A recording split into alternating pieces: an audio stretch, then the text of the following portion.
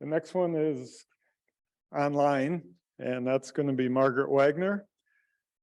Margaret is the manager of the fertilizer non-point section at the Department of Ag, and a former colleague of mine.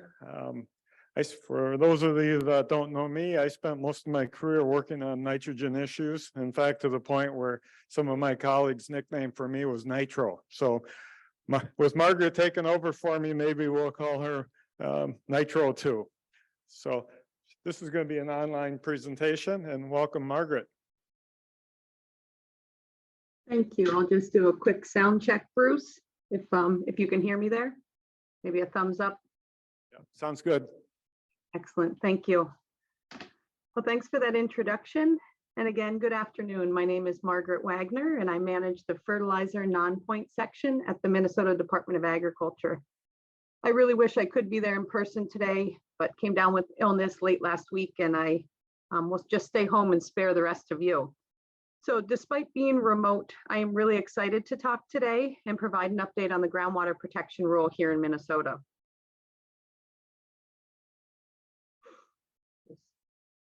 So in today's presentation, I'll provide some background on the groundwater protection rule, what it is, and where it applies in Minnesota.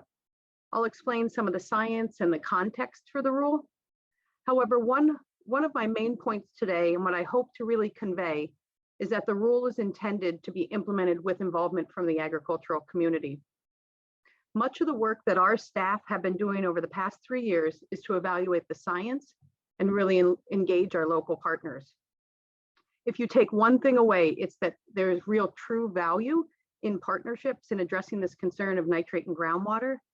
And the work that I'll be describing today is taking place out in farm fields and in research plots in greater Minnesota. So I'll start with a little bit of context for the groundwater protection rule. Elevated nitrate in groundwater is a concern in certain areas of the state. We see this in monitoring data where we observe elevated levels of nitrate in both public and private wells. For example, the Minnesota Department of Agriculture provided testing to over 32,000 private well users in over 340 townships through this township testing program. These initial results show nitrate levels in private drinking water wells here in Minnesota. And the map here and the results shown on the map, I think for me really highlight some of these most vulnerable areas to nitrate contamination, specifically areas in central Minnesota where there's coarse textured or sandy soils where water and nitrate can move through that soil profile. Also, there's areas in southeast Minnesota with karst geology, where these are unique features that allow for the exchange between groundwater and surface water. And there's also vulnerable areas in southwest Minnesota, where there's a shallow depth to bedrock and a risk that nitrate can enter the groundwater aquifer.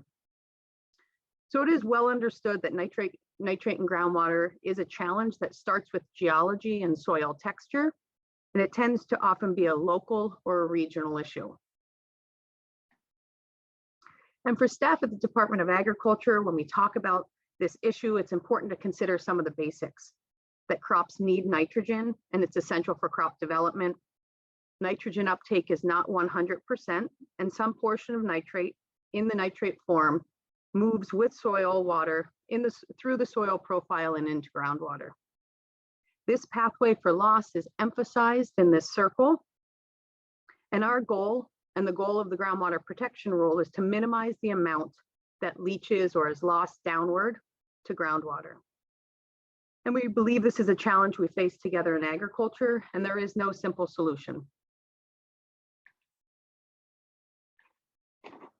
So stepping back a little bit in history, in 1990, the Minnesota Department of Agriculture, which was then under the management of Bruce Montgomery, who's been your MC today, developed the nitrogen fertilizer management plan. And this is the Minnesota's blueprint to minimize groundwater impacts from the use of nitrogen fertilizer.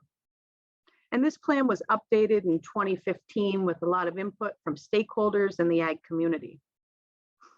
And it is from this nitrogen fertilizer management plan that we base the groundwater protection rule. And that's why I bring it up as an important piece of history. And there were some key considerations that were outlined in the nitrogen fertilizer management plan that we've carried through and included in the groundwater protection rule. And that's first, that this is a challenging problem. And under row crop production in these vulnerable soils, nitrate leaching will occur. Both the nitrogen fertilizer management plan and the groundwater protection rule really emphasize the role of local advisory teams and problem solving at the local level, and that solutions will be locally based and they may be different across different parts of the state. And that'll require that we work directly with landowners in these areas.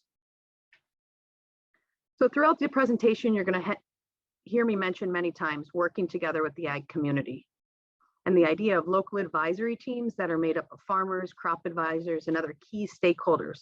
And that's at the heart of the nitrogen fertilizer management plan and the heart of the groundwater protection rule. And forming these local advisory teams is what staff have been working on and investing much of their time in.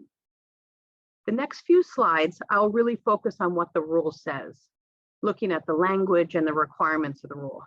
But I show these images up front to acknowledge that the rule is being implemented with people and in Minnesota communities. And we believe to develop and implement these locally viable solutions, we need to work together. And that's the second half of the presentation. I'll focus on how we're working together. So the groundwater protection rule applies to the use of nitrogen fertilizer, and it's focused on protecting groundwater in those vulnerable areas. So as I previously showed on a previous map, those areas tend to be focused in southeast, central Minnesota, and southwest Minnesota, although there are vulnerable soils in other areas. It went into effect in June of 2019, so some people still refer to it as the new groundwater protection rule.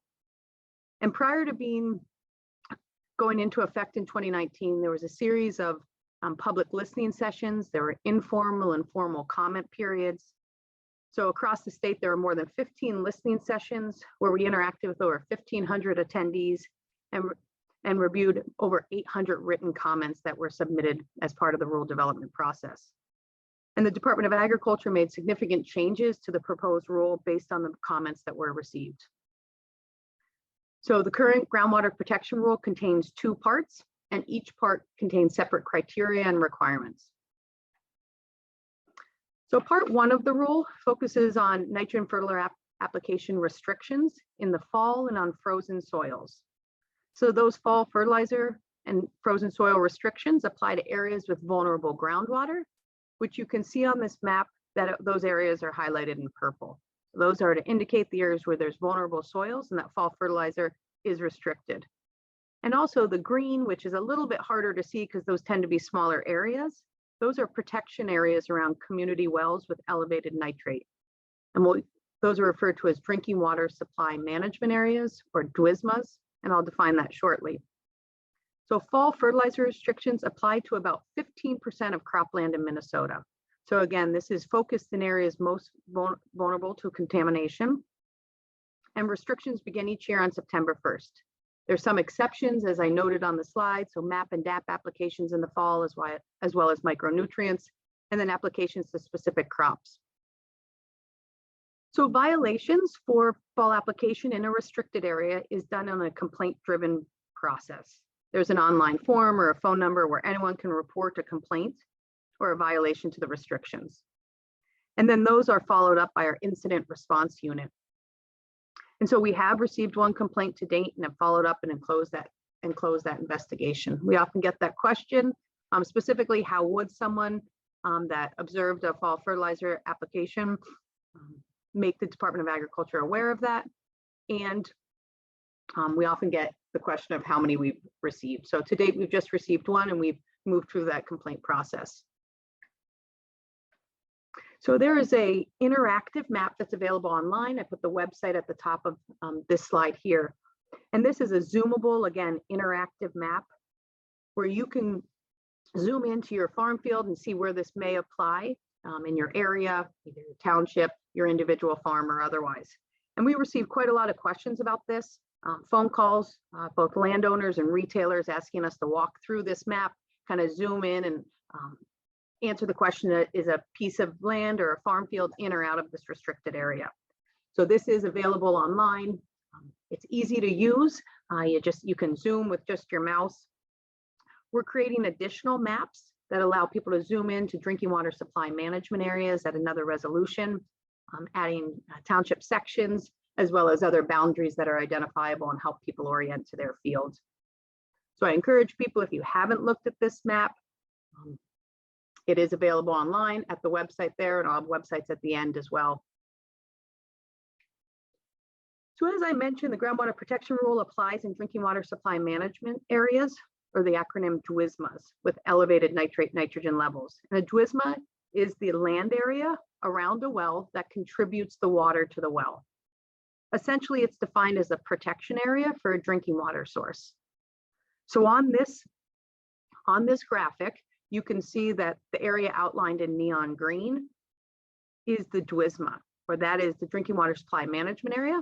And it's important for this presentation because that's where the groundwater protection rule applies, specifically part 2 of the rule, which I'll talk about in a moment. So a little bit about this designation. It is developed by the Minnesota Department of Agriculture, or Department of Health, excuse me. So the delineation is done by the Minnesota Department of Health in partnership with community leadership. And then this is where the groundwater rule applies.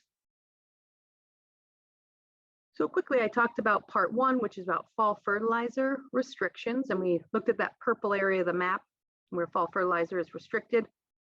And part 2 applies to drinking water supply management areas with elevated nitrate in that community well. And DWISMAs are different sizes depending on where you are in the state, but overall it applies to, part 2 of the rule applies to a little less than 2% of cropland in Minnesota. So these are focused areas where we'll partner with local farmers and agronomists to identify and implement a set of practices to protect water quality.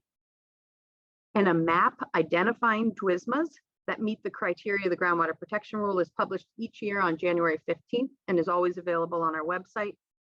And prior to making these mitigation level decisions, which you can see as yellow or red dots on this map, prior to making those decisions, the Department of Agriculture conducts detailed reviews of any point sources for each of these drinking water supply management areas. Sites needing more information are referred to our incident response program for further sampling and investigation. And if no point source is identified, communities are listed in a mitigation level. So as indicated here on the slide, there are 8 communities that are in a mitigation level 1 under the groundwater protection rule. There's 21 communities in a mitigation level 2, and there's 10 DWISMAs where we currently are following up because we need more information.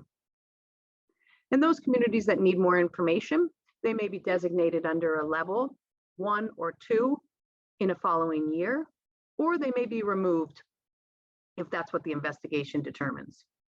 So to put this into some context, when we talk about level 1, this is where nitrate in the public well has reached 5.4 milligrams per liter or greater nitrogen. And level 2 is where nitrate is greater than 8 milligrams per liter or trending to be 10 milligrams per liter within the next 10 years. And I did put reference in the left hand of the slide to the EPA's health standard. So for drinking water, that health standard for nitrate is 10 milligrams per liter. So you can see that level 1 is a little bit more than meeting half of that health standard. And then as we move closer to it, towards that 10 milligrams per liter, moving into a level 2. So a community can move to it's also important that you can see on this slide that there's 4 mitigation levels under the rule. But when we look at the map, there's just level 1 and level 2 communities. And that's very important because every drinking water supply management area starts in a voluntary level. So currently we only have communities that are listed as level 1 or level 2. And again, that's because we start in a voluntary level. And a community can move into a regulatory level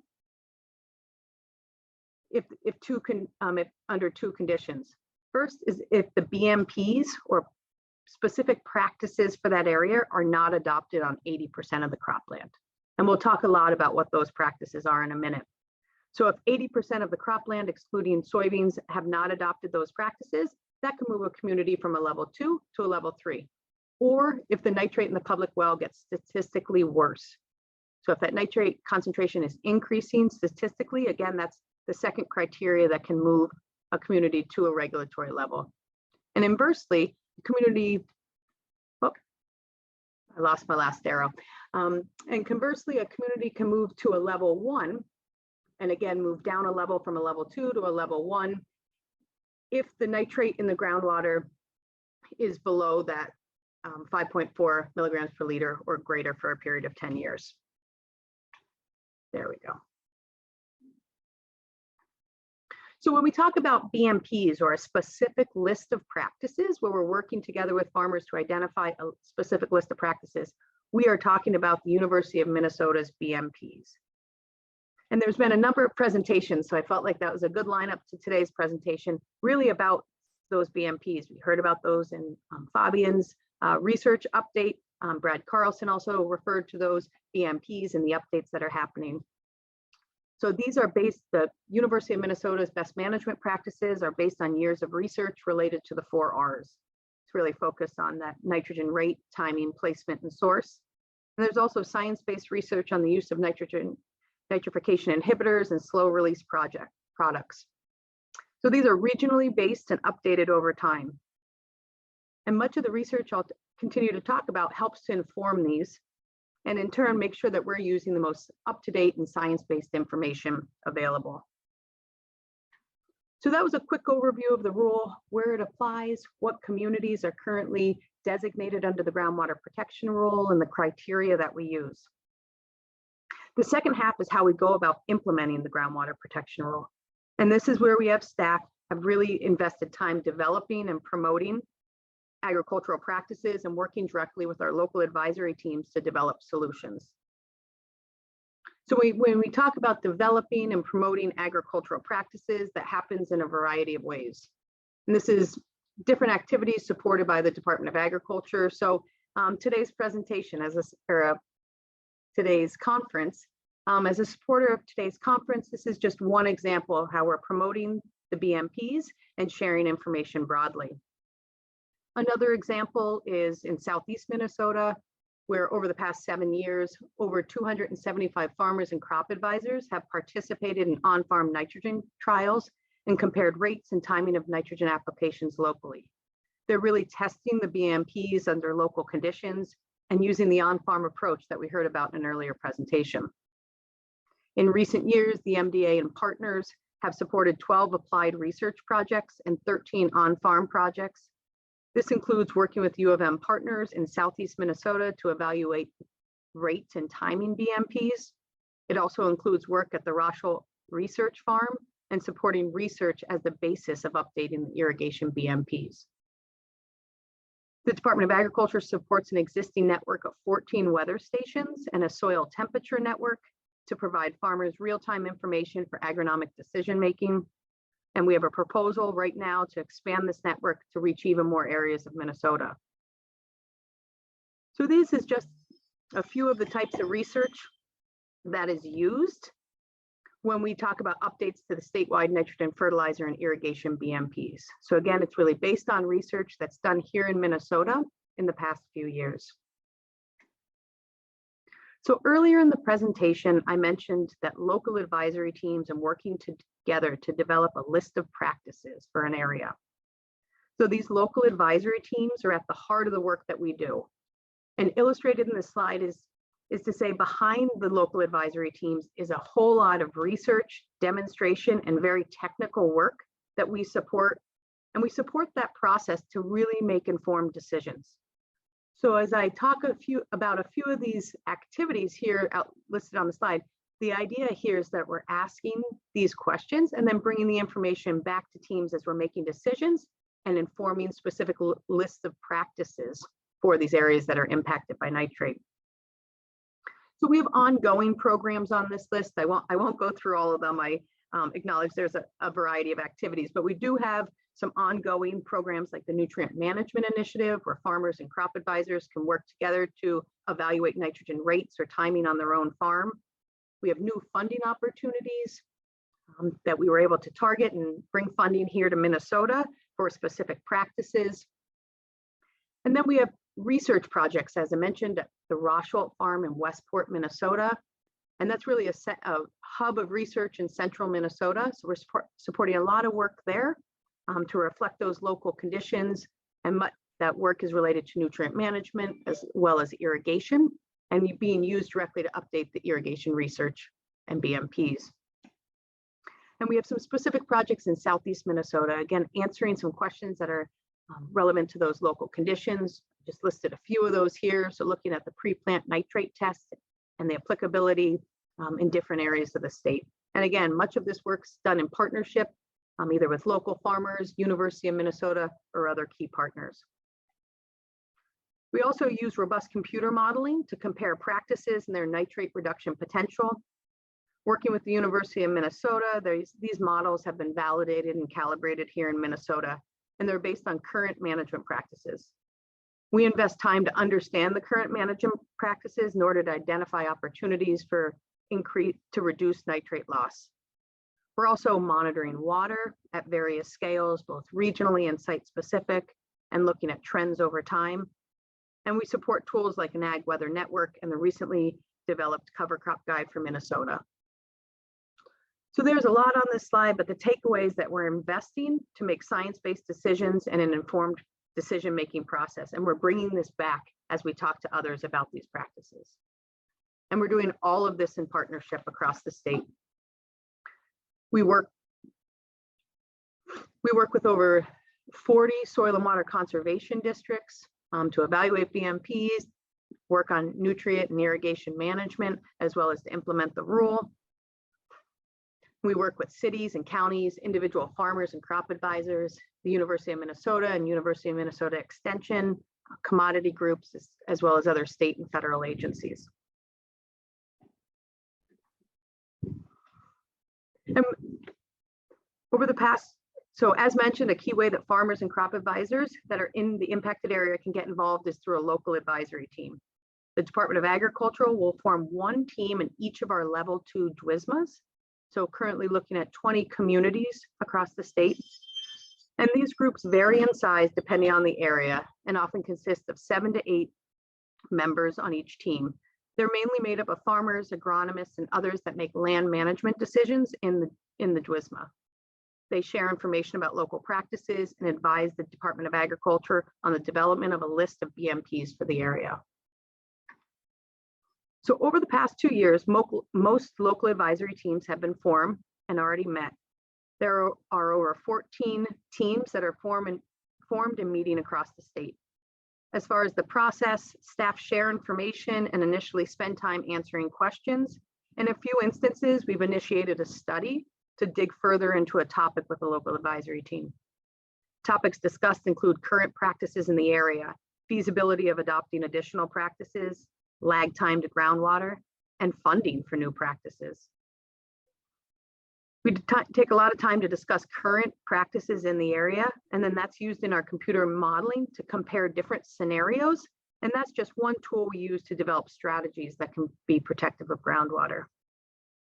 So really, the first milestone for each of these local advisory teams is to develop and kind of consult and advise the Department of Agriculture as we develop a list of best management practices that are applicable to each of these areas. And then they're published by the Commissioner of Agriculture. The first set of practices will be published this spring. So again, this is really a milestone for us with the rule and publishing these practices that are specific for these areas. So we anticipate that multiple DWISMAs will have these practices published in the spring of 2023. And to stay in a voluntary stage of the rule, the set of practices will need to be adopted on 80% of the cropland in the drinking water supply management areas, excluding the soybean acres. So at this time, we talk about, so at the same time that we're talking about best management practices, and there's a big focus on the University of Minnesota's research, we're also talking about other practices that are protective of groundwater. So at the Department of Agriculture, we refer to these as alternative management tools. It's kind of a formal title.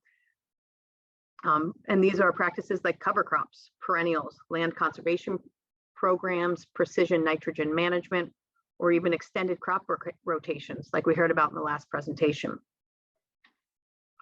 And in areas that are especially vulnerable to groundwater contamination, these alternative management tools probably hold the greatest potential to protect groundwater quality. And where they fit into the rule is an alternative management tool can actually substitute or be used in place of a BMP. And something that the Department of Agriculture and myself included have worked really hard over the last few years is to create funding priorities for these types of practices. So coordination across state agencies so that we have funding in place. And this is a high priority to get protective practices in these most vulnerable areas. So currently we have a list of alternative management tools that is on our website, and they've been approved to substitute for those BMPs. However, anyone can suggest an alternative management tool, and we have a process for review. I did put the web address here on the slide, and we encourage you to think about, is there a practice or a new technology that can increase nitrogen use efficiency? Really consider that question and the solution that you would provide. Is this something you'd want to recommend to the Department of Agriculture as a practice that should be used in these focused areas? So more details about the requirements associated with each alternative management tool is available at the website on the screen. So once the BMP lists are developed, and I mentioned the first set of lists maybe is developed as soon as this spring, the next step is really outreach and working on securing funding for practices. So our key is to make sure that all farmers and landowners in the DWISMA are aware of the practices that are required and the process that will be used. And we acknowledge that some of the practices or even change in practices will cost money. And we want to work together to identify and secure funding. This may be for the adoption of precision ag or cover crops, but we want to work together on that effort. So looking forward over the next few years, really outreach, coordination will be a big priority for the Department of Agriculture in these areas. And one example, and I just use this as an example of how we've been able to secure funding in these kind of targeted areas, is recently and in the last year, the Department of Agriculture led a grant application to the NRCS Regional Conservation Partnership Program to build public-private partnerships for irrigation, conservation irrigation practices. So the partners are listed here on the screen, and we're really, I think, proud of those partnerships that crosses both local and federal government, our private public partnerships. We've got many SWCDs as well as many in the ag industry. And so it's this type of partnerships I think I hold up as an example of how we can work together to get targeted funding for additional practices. We've had a great response from individual farmers to this availability of funding. In each of the two open applications or call for applications in these targeted areas, we've got an overwhelming response, and we'll spend the majority of this money probably in the first 2 years of the grant. So the majority of the applications that we've seen come to NRCS are looking at improved nutrient management and water use efficiency, really through the upgrades of irrigation technology. So again, this is one example of how we may together work together to focus some funding for solutions in these areas. And then behind the scenes, some of the other work that state agencies are doing to look at the funding. We're using criteria in the rule to prioritize areas for groundwater grants. So again, linking up that available funding to areas that are most vulnerable or impacted by nitrates in groundwater. We're incorporating this criteria into local water planning. So if anyone's familiar with One Watershed, One Plan, it's often a local community's local priority of nitrates in groundwater. So we're able to, again, match up the requirements in this rule to available funding through other agencies.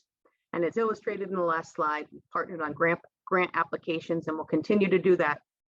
And we're open to really good ideas or new partnerships. And then we stand up examples of great local leadership.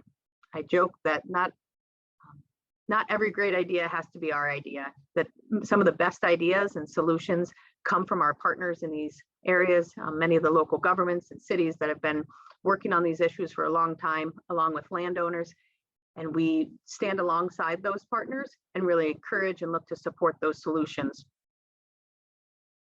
So I'll wrap up today's talk, maybe speaking to the farmers and advisors in the audience, kind of what can you take away or how could you get involved if you're in an impacted area? We encourage you to participate in a local advisory team. These are organized and run by soil scientists at the Department of Agriculture that live and work in the communities, or talk to members in your area. If you're not interested in being on a team, talk to those folks in the area that are on the team, or feel free to give our Department of Agriculture staff a call. participate in on-farm trials like the Nutrient Management Initiative. There's an incentive to participate. We see that's very valuable. There's a lot of learning that's very focused on your own farm. Attend outreach events like today and share your expertise. Share the BMPs with farmers and landowners in your local area. Please suggest an alternative management tool for consideration. We've had some great phone calls recently where there is interest from retailers and others in ag industry about being part of the solution. And they have some of those packages ready to go. So we're encouraging all great ideas, and we've got excellent technical staff that can have fascinating conversations about those. And then looking for opportunities for public-private partnerships. So this work is not done, and I hope I illustrated that through this presentation. This is not done in St. Paul or at the Department of Agriculture. This work is really being done across Minnesota in communities and with local advisory teams and other key stakeholders across the state. So with that, thank you for your attention. Thanks for putting up with another Zoom presentation. And I'll just leave my last slide. I know that I mentioned a lot of different programs and projects. I did not have time to talk about results, but we do our best to share those results. So I'll leave these websites up here. Please check out any of these project websites to learn more about the science that we're supporting and the research that we're working together on across the state.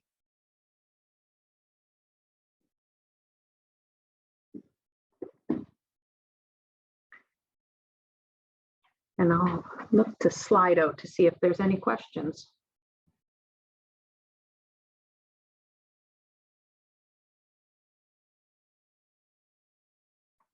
Great. Oh, and I can see them on the slide as well. Tim thought maybe I'd have to check my phone. So, all right. So the first question is, do I think that the EPA will get more restrictive on the level amount of nitrates considered acceptable in drinking water, such as a 2 instead of a 10 being allowed? That is a great question. I have certainly heard of conversations and seen research papers that would suggest that. However, the conclusion is that there is not enough available research at this time. So although people have talked about that change in the drinking water standard, I have not heard that that is happening. I don't believe that's happening right now. And I don't think there's enough really of the epidemiology type of research right now to suggest that change. But that's a very good question and some insight into some of the conversations that are occurring. And I should clarify that, yeah, our rule definitely applies to the 10 parts per million or milligrams per liter. So that has nothing to do with our rule at this time. Does the rule apply if the city has a nitrate removal facility in place? So the water samples that are evaluated are raw water. So yes, it would apply. We are looking at the raw water that when we evaluate that nitrogen data and determine the mitigation level requirements. And this is why it'd be great if I was in person, because I know I have a lot of colleagues in the audience there that could also help. So yes, it does apply, and it is dependent on the information that we get from the Department of Agriculture or Department of Health and that nitrate concentration data. Great. Are the local advisory teams working? My answer to that is yes. We are having really good conversations about local solutions, and the spirit of those teams is that, you know, farmers, landowners, and advisors have come to the table as part of the solution. They're attending meetings, they're asking great, tough questions, and I think that that is a sign of a process that's working. We've got both of us, both partners in this exchange are really engaged in the process. As mentioned, we're getting good questions. We're sometimes looking into those questions really deeply, coming back with answers, furthering that conversation and moving that conversation forward and working towards the milestone of practices that are specific to this area. That hasn't been an easy process, and to get there, I am just really excited about that. So my answer to that is yes, this is working. And I think we'll just continue with that process and that mentality in mind. All right, so have you modeled groundwater flow? How do you account for current and legacy nitrogen contributions or non-local contributions? This is, again, a great question and something that we talk about a lot with our local advisory team. So There is a lot of work that we take into consideration about groundwater flow and contributing areas. This is more or less important depending on where you are in the state. And so I think Southeast Minnesota is a really good example where we are really digging into this question about current and legacy nitrate contributions. And we do that by thinking about the lag time, and both the lag time and the age of the groundwater. So we are determining kind of that different contribution, both regionally and locally. We're looking at the age of groundwater and the relative contribution of old versus new groundwater. In Southeast Minnesota, some of the groundwater can be decades or decades to hundreds of years old. So we are considering that when we think about solutions. And specifically, we're taking all of that science information. I think a great example of one research project is specific to Southeast Minnesota, get a better handle on the age dating of some of these local areas. So we've worked directly with the USGS. We're almost through a contract to actually do some age dating in those specific areas to break down and attribute different portions of that groundwater that's in the aquifer to different ages. So we can get a better expectation about how quickly we may see a response from putting additional practices on the land surface. So thank you for that question. That is something we've considered, and it's a big part of our conversation in Southeast.